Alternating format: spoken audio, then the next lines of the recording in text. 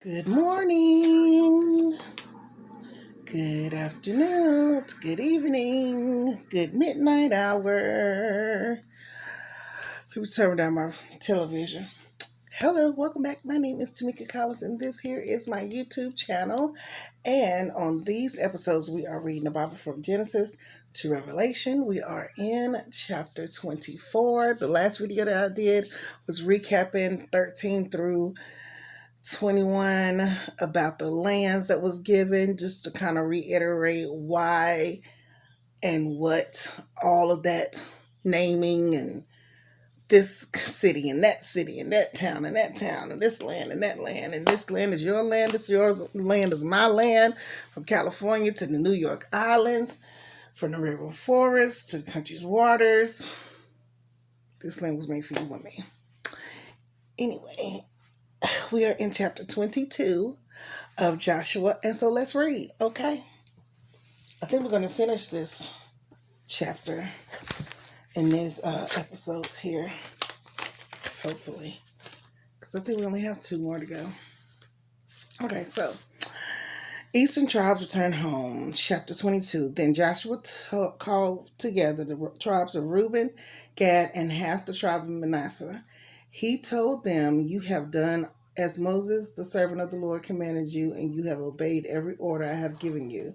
During all this time, you have not deserted the other tribes. You have been careful to obey the commands of the Lord your God right up to the present day, and now the Lord your God has given the other tribes rest as he promised them. So go back home to the land that Moses, the servant of the Lord, gave you as a possession on the east side of the servant of the land of Jordan, of the Jordan River."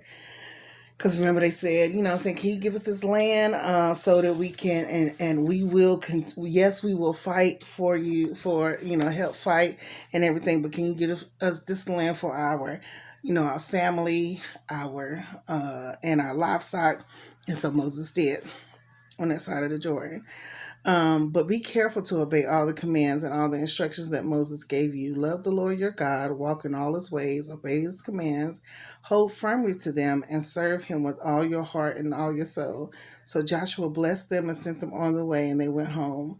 Moses had given the land of Bashan, east of the Jordan River, to the half tribe of Manasseh. The other half of the tribe was given land west of the Jordan. As Joshua sent them on the way and blessed them, he said to them, "Go back to your homes with the great wealth you have taken from your enemies, the vast herds of livestock, the silver, gold, bronze, and iron, and the large supply of clothing. Share the plunder with your relatives." So the men of Reuben, Gad, and the half tribe of Manasseh left the rest of Israel at Shiloh in the land of Canaan. They started the journey back to their own land of Gilead, the territory that belonged to them according to the Lord's command through Moses. But while they were still in Canaan, and when they came back to the place called Galiloth, near the Jordan River, the men of Reuben, Gad, and the half tribe of Manasseh stopped to build a large and imposing altar. The rest of Israel heard that the people of Reuben, Gad, and the half tribe of Manasseh had built an altar at Jeliloth,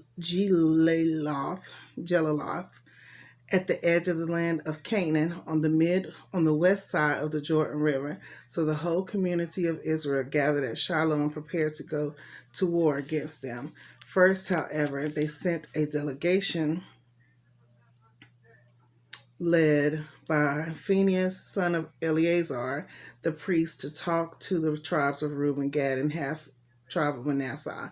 In this delegation were 10 leaders of Israel, one from each of the 10 tribes, and each of the head of his family within the clans of Israel.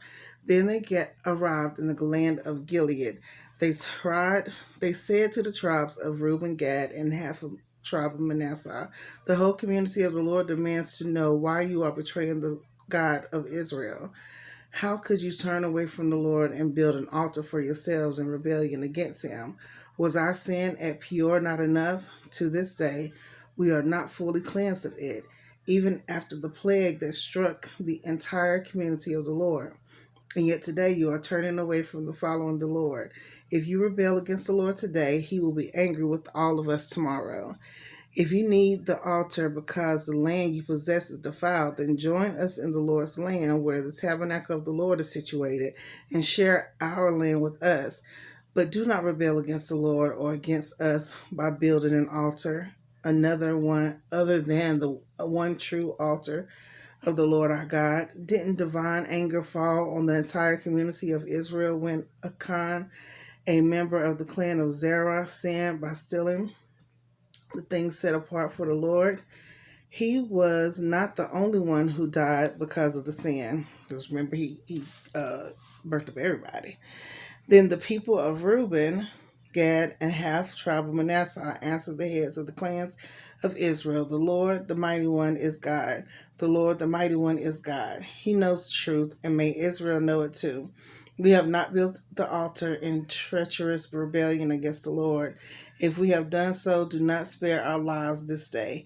If we have built an altar for ourselves to turn away from the Lord, our or to offer burnt offerings or grain offerings or peace offerings, may the Lord himself punish us.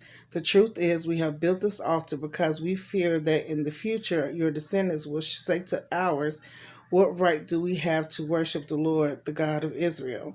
The Lord has placed the Jordan River as a barrier between our people and you, people of Reuben and Gad. You have no claim to the Lord, so your descendants may prevent our descendants from worshiping the Lord. So we decided to build the altar not for burnt offerings or sacrifices, but as a memorial. It will remind our descendants and your descendants that we too have the right to worship the Lord at his sanctuary with our burnt offerings, sacrifices, and peace offerings. Then your descendants will not be able to say to ours, you have no claim to the Lord. If they say this, our descendants can reply, look at this copy of the Lord's altar that our ancestors made. It is not for burnt offerings or sacrifices. It is a reminder of the relationship both of us have with the Lord. Far be it from us to rebel against the Lord or turn away from him by building our own altar for burnt offerings, grain offerings, or sacrifices. Only the altar of the Lord our God that stands in front of the tabernacle may be used for that purpose. When Phinehas, the priest, and the leaders of the community, the heads of the clans of Israel, heard this from the tribes of Reuben, Gad, and half tribe of Manasseh, they were satisfied. Phinehas, son of Eleazar, the priest, replied to them, today we know the Lord is among you, because you have not committed this treachery against the Lord, as we thought. Instead, you have rescued Israel from being destroyed by the hand of the Lord.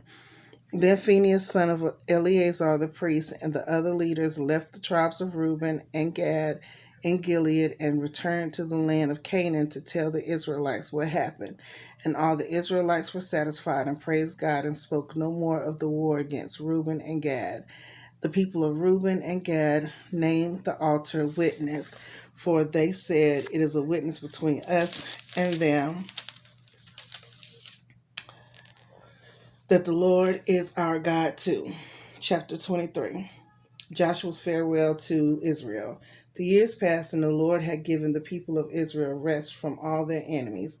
Joshua, who was now very old, called together all the elders, leaders, and judges and officers of Israel. He said to them, I am now a very old man. You have seen everything the Lord your God has done for you during my lifetime. The Lord your God has fought for you against your enemies. I have allotted to you as your homeland all the land of the nations yet unconquered, as well as the lands of those we have already conquered, from the Jordan River to the Mediterranean Sea in the west. This land will be yours, for the Lord your God will himself drop out all the people living there living there now. You will take possession of their land just as the Lord your God promised you. So be very careful to follow everything Moses wrote in the book of instruction. Do not deviate from it, turning either to the right or to the left. Make sure you do not associate with the other people while remaining in the land. Do not even mention the names of their God, much less swear by them or serve them or worship them. Rather, cling tightly to the Lord your God as you have done until now. For the Lord has driven out great and powerful nations for you, and no one has yet been able to defeat you. Each one of you will put into flight 1,000 of the enemy. For the Lord your God fights for you, just as he has promised. So be very careful to love the Lord your God. But if you turn away from him and cling to the customs of the survivors of these nations remaining among you, and if you intermarry with them, then know for certain that the Lord your God will no longer drive them out of your land. Instead, they will be a snare and a trap for you, a whip for your backs, and thorny brambles in your eyes. And you will vanish with this good land the Lord your God has given you. Soon I will die, going the way of everything on earth. Deep in your hearts, you know that every promise of the Lord your God has come true. Not a single one has failed, but as surely as the Lord your God has given you the good things he promised, he will also bring disaster if you disobey him. He will completely destroy you from his good land he has given you. If you break the covenant of the Lord your God by worshiping and serving other gods, his anger will burn against you, and you will quickly vanish from the good land he has given you. May the Lord always add a blessing to his read word. Okay, we got Joshua 24. And then we're going to be wrapping it up, and we're going to be getting into Judges.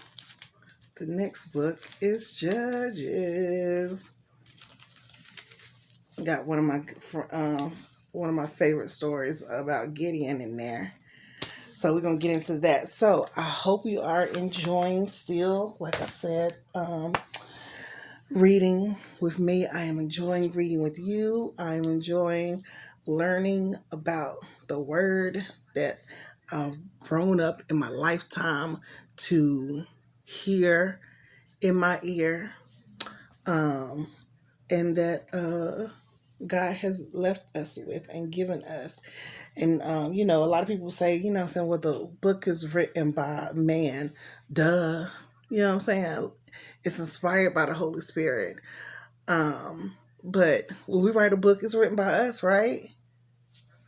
Duh. It's got to be written by somebody. We couldn't believe the writings on the wall if God wrote on the wall right now in our days. You know what I'm saying? Like we fight against the wrong things. Let's quit fighting against the wrong things. And let's get into this word. Let's see what God says to us. Let's see what he is saying to us. What he's saying then, what he's saying now. And let's do what we're supposed to do. That's the bottom point blank and period. We got to stop pointing fingers at each other. Yes, we got to call a spade, but we got to stop pointing the finger at each other so that it lets us feel like, well, I can do this because this. What does the word say? What would Jesus do? Remember them little sayings? What would Jesus do? What would he do? That's how we should live our life. What would he require of us? And ask. Because we can't lean on our own understanding. So we got to ask, right? Right. So I hope you have a great, wonderful morning, afternoon, evening, nighttime, and midnight hour. And I will see you later. Okay? I love you. There's nothing you can do about it. Nothing. I love this little thing. Nothing you can do about it. I love you. Have a good one. Bye.